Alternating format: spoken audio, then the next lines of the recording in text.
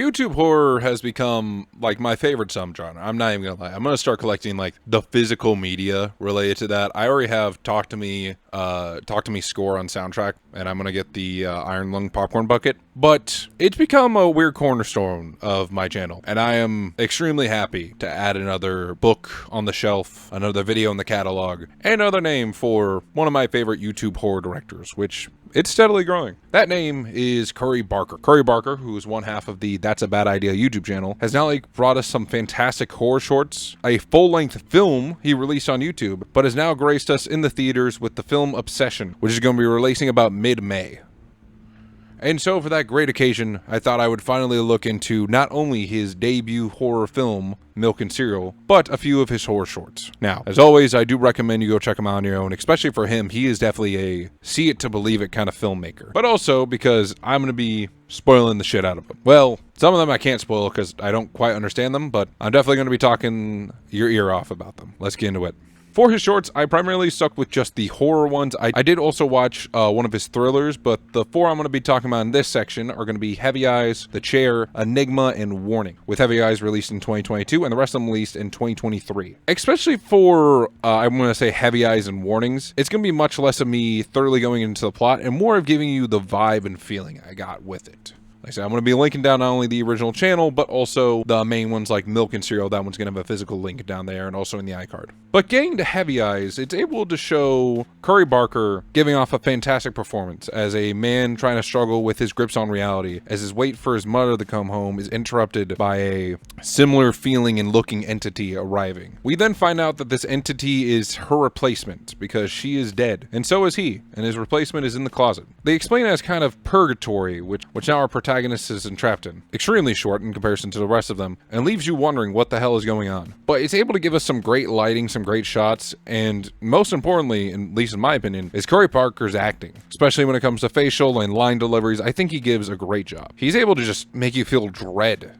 with some of his performances, and it is fantastic, and it fantastically matches the tone of the short and what it's going for. I will say the sort of purgatory / stuck in one own mind is prevalent through a lot of his shorts. One of his first that I'm unfortunately blanking on the name right now, and it's very hard to find, especially on IMDb, was a found footage one where him and a friend do this online challenge at 3 a.m. and then they find out that they're stuck in purgatory with people that look exactly like them and act like them. And I don't mind that. It's not my favorite, just because supernatural stuff kind of throws me off sometimes, or at least supernatural kind of ideas that don't get explored enough. And of course these are shorts, and I'm hoping with Obsession, if it goes through the route of supernatural, he's able to go deeper into that and give us a deeper understanding, which I would be hell of appreciative towards. His follow-up to that would be The Chair, and it's probably one of the most well-known of them. It follows a man by the name of Reese, who decides to bring home a chair to his girlfriend Julie. They get into somewhat of an argument over it just because of the coloring and such. He tries to move it, but then he finds out that he never actually took it home. He's been losing weeks and weeks of time. Everything's been acting strange. He constantly sees this terrifying old man. His girlfriend starts acting insane. At some point, even the cops get involved, and as one of them sits on it, he decides to threaten him with a gun. This hell continues as shit gets worse and worse and people start dying all around him, until it's all spelled out to him by this weird old man that at one point seemed to be spiritually possessing it, but is more of a boatman or a kind of a narrator, a guide, if you will, explaining that he's dead and his brain is dying. He's stuck in hell, a purgatory. And with this one, once again, it's confusing as hell, but it's able to show off some horrific imagery. And it also introduces us to one of my favorite actors that is seen prevalently throughout some of his shorts, that being Jonathan Cripple, who plays Old Man Franklin. Jonathan, you don't get enough credit. The vibes that I get off from The Chair sort of punctuates Curry Barker's writing and directing, where it forces the audience to go through the same hell that our main character is. And especially with The Chair, you also see an increase of quality. We're seeing better lighting overall, we're seeing some great shots, we're seeing practical effects being used, some digital effects, and overall just a fantastic follow-up to Heavy Eyes. Enigma was one of the only shorts that wasn't a direct horror, it was a thriller, and it follows a man by the name of Adam, who's played by, I hope I'm saying this right, Cooper Tomlinson, who is the other half of That's a Bad Idea, as he struggles to spend his last few days on Earth as a unexplained event is occurring where everyone is gonna die in 7 days. And while other people are partying or joining in mass sewer slides, or just living life, he is constantly just going down the drain of his own self-loathing and depression. and it's just horrific in my opinion until the very end, where we actually get a glimmer of hope as he sets off to find a once held dearly loved one who was like, I'm pretty sure it was his ex-girlfriend or just a female friend that he had deep feelings for. I think Cooper does a fantastic job portraying sort of the depressing emotion, and it's an interesting way of portraying the end of a world where everyone knows it's going to happen. Not a single person is stopping them.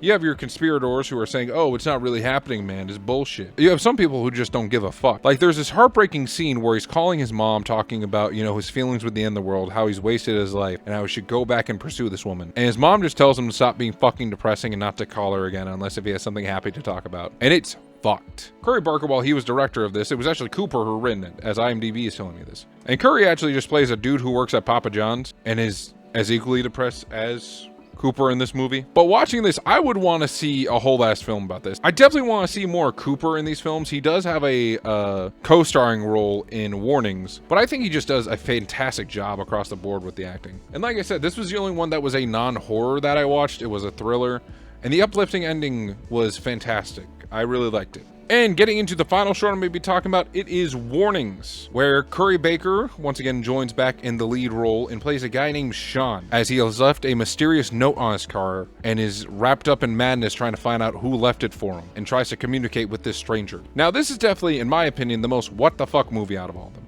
A lot of shit happens, and it's not properly explained. Some out-of-body shit just goes fucking wild. I think it might have been an allegory for drunk driving, but I don't entirely know. And also, this is unrelated to anything else, but they show off the Momo mask, and that threw me the fuck off. Like, one of the girls wears, like, the Momo. You guys know what I'm talking about, Momo? It was, like, that kind of horror trend that went around, because, like, that image was found, and people were just like, oh my god, it's so scary, oh, fuck. But yeah, the girl wears it, and then just some really fucked up, insane shit happens. Like I said, like with Heavy Eyes, it's one of those that you kind of just have to experience. I thoroughly recommend watching all these shorts. They're not even that long. Like, I think the longest one is like 30 minutes. But with all those shorts out of the way, I want to get into the big piece of meat of his channel, that being Milk and Cereal. Milk and Cereal, which was released in 2024, is, in my opinion, his most ambitious project until Obsession. And I think it is fantastic. I really don't want to talk about any part of this movie, any of the twists and turns, because I really want you guys to go watch it. Because first off, it is in one of my favorite subgenres of horror. It's found footage. It's great.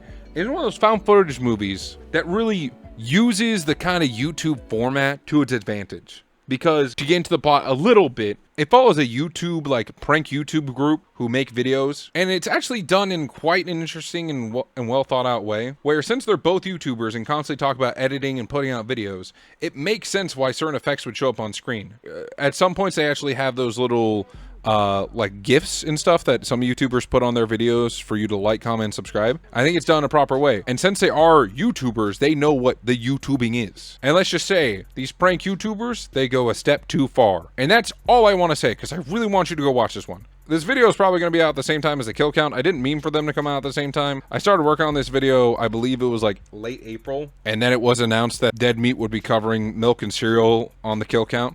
And I was like, oh, fuck, I should probably hurry this video up. But yeah, I personally think you should go watch it because it is just phenomenal. It's only an hour, it's completely free on YouTube, and once again, it gives us some great performances, not only by Curry Barker and Cooper Tomlinson, but once again, it gives us the greatest actor of all time, that being Jonathan Cripple as Greg Harris. Literally, me and my buddy were just singing his praises the whole time.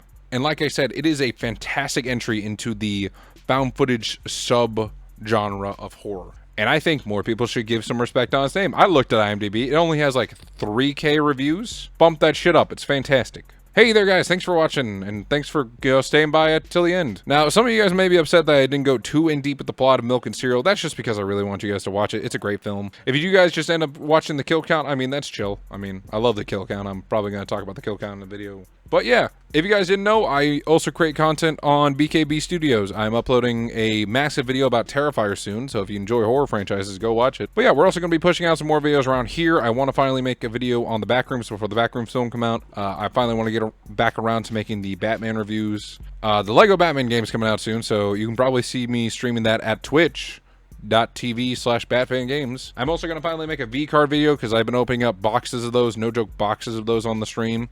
And I'm so close to collecting all of them. So, yeah, just watch those. If you guys like this review, tell me down below. If you guys don't, also tell me down below, because why not? You all have a good day, good night, good midnight, good midnight. I'll see you on the next one. Make sure not to die. Bye-bye!